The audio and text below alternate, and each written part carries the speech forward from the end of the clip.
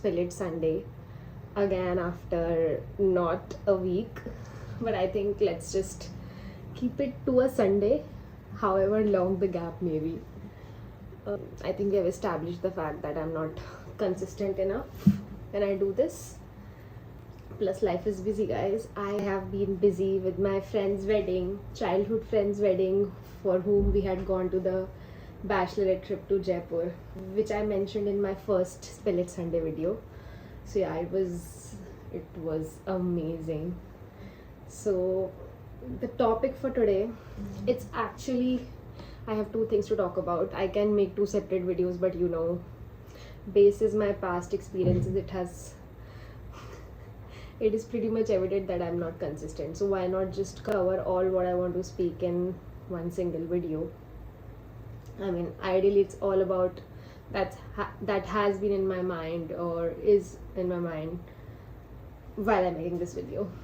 So first is, it was my childhood bestie's wedding last weekend and it was amazing. It was amazing. I'll tell you why. I felt an emotion for the very first time. I have always been somebody who has been very emotional about weddings. Even when I was very small, not emotionally aware, I used to be, emotional during Varmalas and everything. I don't know why. I was very small to even feel what actually it is. It's just that I was emotional when it used to happen. And then, cut to my own wedding. I was excited throughout. So even let's say 2-3 months before, all my friends used to ask me, how is it feeling, has it kicked in yet, कैसा feel हो रहा है, anxiety हो रही है. I didn't feel anything at all. I was just excited, happy, okay, and I thought that's how it should be ideally. I and my family used to have this not debate, but we had this bet that I will not cry during my Vidaai. I just made that bet because I knew I won't cry. I don't know why I said it. I don't know why I felt it, but I said it, okay. And everyone at my Vidaai, my smallest cousins, my relatives, neighbors, close family, every freaking person was crying during my Vidaai. I don't know, the bride is not supposed to turn around while the Vidaai is happening. So I really didn't know who all are crying. I mean, I got to know it when I saw the photos and everything, but whoever was meeting me, I knew them, but I could hear so many cries when I was just walking towards the car. As soon as I got into the car, I still didn't cry. In fact, I left that place with a smile on my face, and as soon as the car left the venue, I was crying for like 5 minutes because the groom side venue was like 5-10 minutes, and that was the only duration for which I cried. And again, the reason I cried was because everybody was crying, and I was like, bro, oh my god, everyone is crying, what has happened? Just that, okay. I still didn't feel that I am leaving my parents' house and all. I don't know, maybe I was marrying the person who I love so much, who I know is going to keep me happy, or I have been waiting for this day. So that may be the reason I didn't cry, or maybe I was not emotionally aware at that time. I was young. I won't deny the fact that I was not young back then when I got married. I was just 24, okay, and it is young.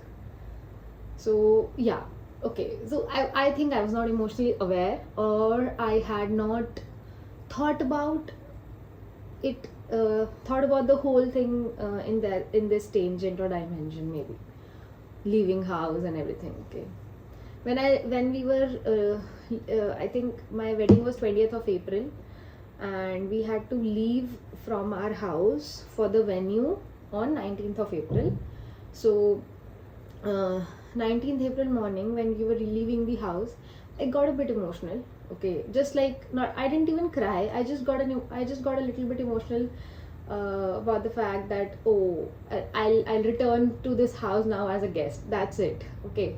I'll pack my bags and come. That's it. I didn't cry like cry literally. But then there has been no wedding of any female, I would say. Like, I have not been part of the bride side after my wedding so close. Okay, I have attended my cousin brother's wedding. I have attended the wedding of my school. Like, he's my brother only, but he's from school. He's like मुंह बोला भाई. But yeah, it again, the feeling is very different when you're from the groom side. Okay, 100%. There's no debate about that. It's very different. I think this was the first time that I had attended a wedding from the bride side so close. Like, it's almost like my sister's wedding. I don't know what hit me. I was having fun throughout. It was this one night, I think the Mehendi night, when her sister had planned a whole surprise for her, wherein we just light some diyas and we were singing Chanda Mere Chanda, and it was a beautiful moment. But I got zoned out. I got really zoned out. Okay, now see, when it's your friend's wedding, you won't have the feeling of them leaving your house, right? It cannot be the feeling. Okay, you already meet like 4-5 times a year. Okay, maybe you're in touch, but you don't meet that often, right? The feeling was something else. And that night I didn't realize what it was. I was getting something, I don't know, like, it was something was hitting me. I got zoned out. I just went out and I didn't want to cry there because I didn't want to. Everybody was anyways emotional, and I didn't want to. I don't know. I didn't want to do something, but I just went out and cried. And I was just thinking, oh my god, this is so difficult. Oh my god, this is so difficult. These were the words that were coming into my mind constantly. And then cut to, all the functions happened. We were very happy, cheerful, fun. Everything was very too much fun until the Vidaai. In fact, when she was entering the venue, when it was her bridal entry, everything, I was just mesmerized. It was very beautiful. I was happy throughout. Okay, and when the Vidaai came, just before the Vidaai, we were all of us were standing. We were already tired. It was 4 a.m. in the morning, but I was just cracking up jokes for everybody. I don't know. I was just in a, like, I didn't expect what I was going to be in the next few minutes. And I was just trying to lighten up the mood because I know her mother was very emotional throughout. When the Vidaai was happening, some of our cousins started singing the Vidaai songs. Okay, I think not until that things were that intense. And as soon as they started singing it, everybody lost it.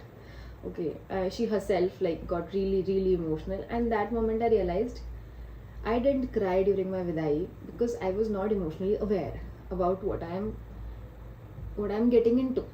Okay, now I know it. Now I know the difficulties of it. Now I know the good, bad parts of it. Now I know it all. Okay, and I don't know, like, I was just standing very far away from the whole thing and I was just crying. I was really, really very emotional, and I know that feeling was not just about Manvi getting married or, leaving her home. I knew it had got something to do with me as well. And just like the windows were closing and I was like, bye to bol de kam se kam. And I just hugged her and I started crying again, like really bad. But then I just cracked the joke again just to lighten up but I know it was very forced. So so I just hugged her, and the other friends also, we just hugged her and wished her luck. But that made me realize something, that it's very difficult. As soon as the car left the venue, I was just shivering and I told the other friends that, guys, I want to go back to my home. I want to go back to Mama Papa. I was that, and that sentence, it summarized the whole thing that I was feeling. but unfortunately it was 4:30 a.m. in the 4 a.m. in the morning, and I don't think it would be wise enough to disturb them at this hour. So we went back to my home and as soon as we got back, we were just talking about the wedding and everything, and I think soon enough the feeling had left my mind. But again, the next morning I was feeling something really heavy, okay, and I still don't know how to beat it. And then I realized that my parents sometimes complain that I don't talk enough to them, or I don't call them when they call me for some work. I am just busy, and I don't know. Like, since some days this has been a recurring thing, okay. And then I realized I don't talk to them. Is it because I miss them? Is it because uh, I miss my mama papa? I don't think. At that moment I realized this even that was not the exact feeling that I had. Because see, I'll miss another person if I am not really happy with the person I'm living with, okay. It's not that. I realized that the whole thing can be drilled down to the fact that I am missing the comfort of being in a place where I don't have to think, I don't have to do anything, I don't have to feel guilty about not doing anything, and I don't have to sometimes even make decisions. I can just be myself. Nobody's going to question me. Even if they would question me, I can just make up something, and there is a, I don't know, like it's like completely different, okay. I could completely relate to that feeling now, that it's about the comfort space, okay. There are constantly things running in my mind in the current phase of my life, when I'm married, when I'm managing the house, and there's no problem in it. But again, sometimes when we want to relax that mind of ours, we go back into the time where we were pretty chill. We didn't have to care a lot, and we could just be ourselves, okay. Where if I wanted something, I would get it. I don't know, where everything was just easy, I would say. Yeah. So I think that's about it. Even though my husband is my comfort person, but I don't think anything can match the comfort of being in your parents' house. And it has also got to do a lot with the number of years that you have spent there. For example, maybe after 20 years, I would not be feeling the same thing, because then I'll be comfortable with this setup also, maybe. Okay, so yeah, that was one thing that I had in my mind since all these days since Manvi has gotten married. I have been thinking about it a lot, and this is what I've concluded. It's about the comfort space, and that's the reason actually whenever I have my exams, I go to my parents' house to study. There are multiple reasons. I don't want to do anything else other than studying, taking a bath, studying, and eating and sleeping. That's it. That's what I do, and that's the reason I go to my parents' house. It's very easy that way.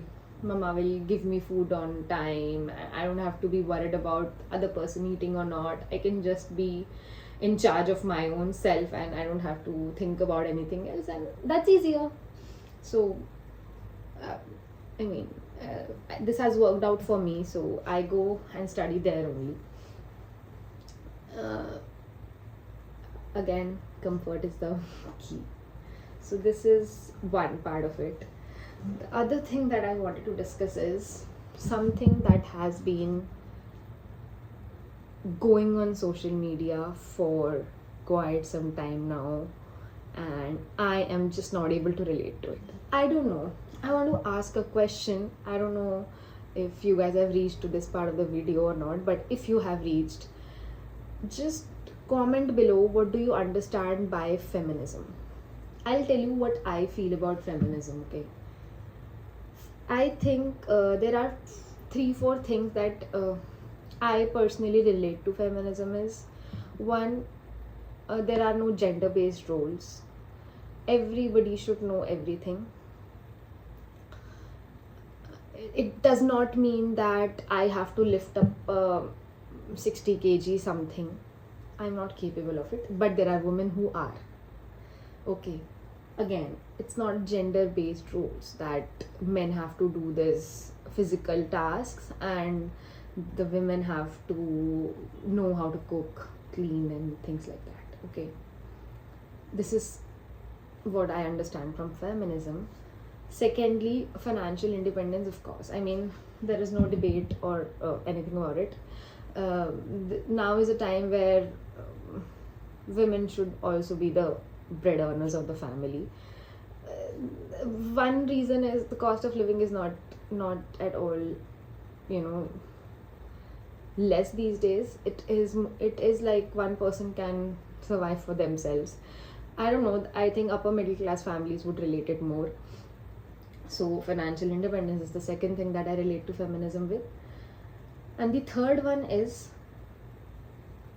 which is very related to marriage specifically. If the girl is leaving her house after the marriage, this is a setup, I agree, I'm not debating about it, this is happening, and this is, I am not somebody who would say कि लड़की को ही घर क्यों छोड़ना पड़ता है. No, I'm not debating about it, it's not feminism for me. But if she is leaving, then the expectation out of her to treat her partner's mother and father as their own is equally for the guy. He should also think of his partner's mother and father as their own. That's it. Just come up to a fact that both of you have two parents to take care of now. Okay. And if you cannot take care of of your wife's parents, then don't expect the same from her. Then it's again, that's also even okay. You take care of your parents, she'll take care of hers. That's it. And don't relate it to the topic कि उसके brother की wife भी तो आएगी. I have seen Instagram videos about it, so I think this is also some conversation that people have is उसके भाई की wife भी तो आएगी, she'll take care of your parents. No bro, either you do, or if you don't, then don't expect the same out of her. As simple as that. Then the last topic is, of course, the clothes that you wear.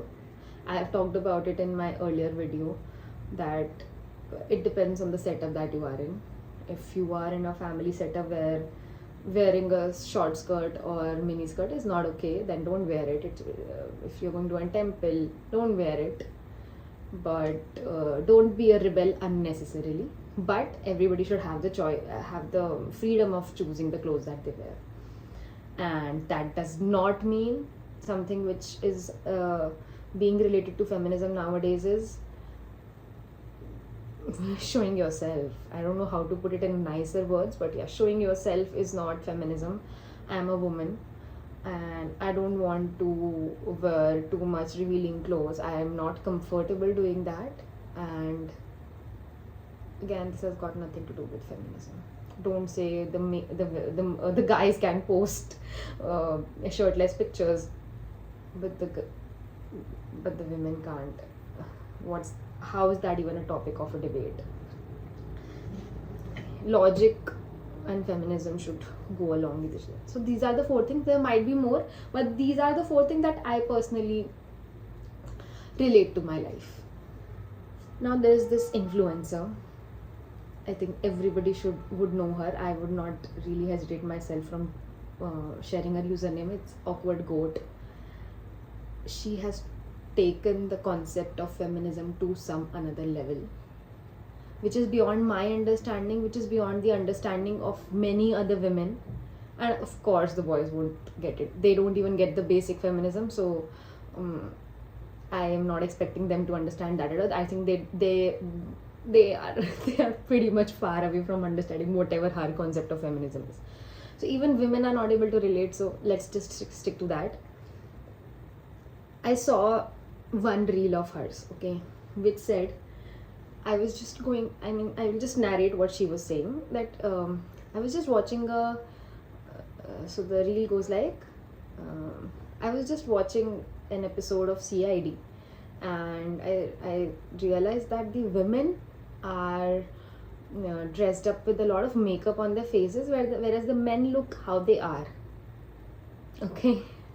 So apparently she wanted to say that ACP Pradyuman and Daya are not wearing makeup. So why are such standards being set for the women CID officers? Did it make sense? Women love to wear makeup, and nowadays men also do. There are influencers, men influencers, who I follow for makeup advices and tips. I don't know how to do makeup very nicely, so there are few influencers that I follow, and I think majority of them are men, for makeup tips for beginners. So I don't know where was it coming from? Why did she even say it?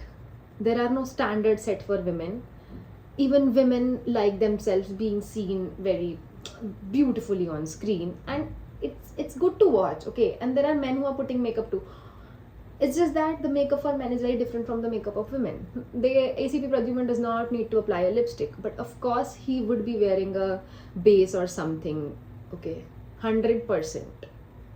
I mean, maybe the older episodes where the budgets were not that great, maybe he wasn't wearing, but I have seen TV stars putting makeup, even in the reality shows like Big Boss and everything. I think the men contestants also wear a bit of makeup, but the makeup is different from the women. It's not standards, it's just something to do with the camera, okay. The camera captures your face very differently when you have makeup on it, is what I feel, okay. Right now I'm not wearing any makeup, and I know that the camera would be capturing it very differently. So there was no logic behind whatever she said in that Instagram video. I thought that might be just one of her opinions. It was the first video that I saw of her actually. Then I went to her profile. I commented on that reel. I said, as a woman, I don't think she understands the concept of feminism. And then there was this girl who commented, girl or boy, I don't know, I don't remember. But the comment on my comment was, now people will start calling you pick me just because you wrote this. And then there were more comments following which were in my favor, except for one, so I'm not really concerned about that. And then I realized people were saying from experience, maybe she has made some other videos about it. And then I went to her profile and I just lost my mind. She has talked utter shit about the concept of feminism, that people who actually need feminism in their lives will never be taken seriously. Never. She was talking about an influencer in one of the videos where she said that there's this women influencer who is making YouTube vlogs or something, and she was saying that I like to cook for my family. I didn't study too much, but I'm okay with it. I'm happy in my life. And she had a problem with that. Can you understand this? Awkward Goat had a problem with somebody making a YouTube video, being a content creator. She had a problem with another content creator who is happy with making food for her family and not for studying further. She is happy. She's making content. She's posting videos. She's doing something. And that's something which you are also doing. So it's just that she has a very different choices in life, and until and unless she is unhappy with it, how does it matter to you? Why do you drag the concept of feminism in it, right? So I completely like couldn't relate to whatever she said in that video. There were many such videos, and then the final the biggest thing came. People, like, there are men who get offended about when women talk about feminism. Okay, they even get offended when women are genuinely talking about feminism. So ये तो फिर भी पता नहीं क्या ही बकवास कर रही थी, तो there were men who got offended. And men have a problem of abusing the woman when they don't like what she's saying.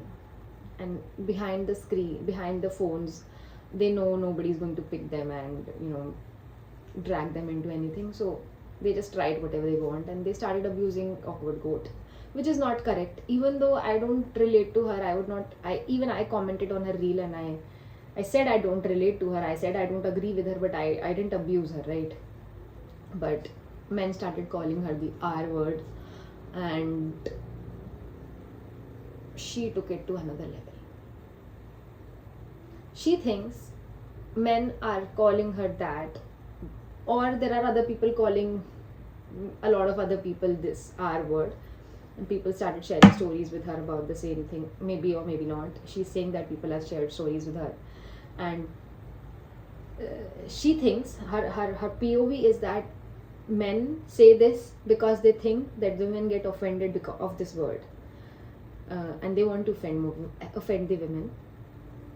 If we stop getting offended by it, they will stop saying it. So she started trending #ProudR on her profile bio, and she now openly says that, yeah bro, I'm a proud R. And she finds this is the right way of doing it. She thinks this is correct influence, and cut to 13-14-year-old girls posting this in their bio. Because people of my age, or maybe who are in their late 20s, won't get influenced nowadays. They have their own opinions and set of thoughts, so they don't get influenced so easily.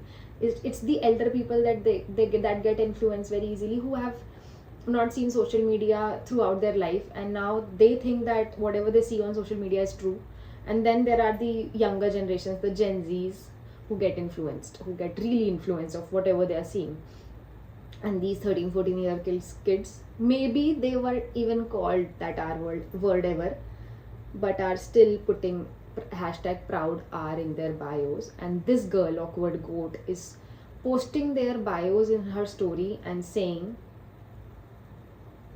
my baby goats. I mean, at that point I lost my mind. I was like, what is this even trending? And then because I've been watching her content now, I started getting content which was against her, and people were actually raising their concerns. Women were raising their concerns about not being the right way of doing it. Maybe you could have started #ban the R word. If you wanted to use social media power, you could have done that, but no bro. You did something else, maybe for the limelight, or I don't know what's her thought process. Whenever she speaks something, it's something very, I don't know what it is. I have no dictionary words for that. If you go through her profile, you see every video, and I am not a therapist. She is. So I think she's a psychologist or something, and I don't know what sort of therapy she is using here, because this is not working. This is polluting the minds. Okay, people who are happy with whatever they have in their life or doing in their life are unnecessarily getting influenced by this shit, which is not real, which is not correct. I understand everybody has their opinions, but everybody has their opinions of contradicting others' opinions as well, and I don't like what she says. It's not correct at all. She has a husband, she has in-laws, she has parents, she might have brothers, sisters, and I don't know what is the trauma that she may have in her life that she has developed such a thought process with respect to things in life. I just wish that this is not her, what do you call it? This is not her way of coping up with her own trauma, because in order to cope up her trauma, she may be traumatizing others unnecessarily, and it's bad. It's really bad. So yeah, this was something I also wanted to talk about. Let's see how it ends anyways, what this social media war ends into. But social media is not at all good when I don't know, there should be an age limit. I think the younger people getting influenced by things like this is not cool. It's totally not cool. Yeah, anyways, thank you so much for listening to me blabbering and just speaking my heart out. I don't know if you guys have reached to this part of the video, but if you have, just make sure to like, share and subscribe to my YouTube channel, and please hit the bell icon to get a notification every time I post a video. Bye.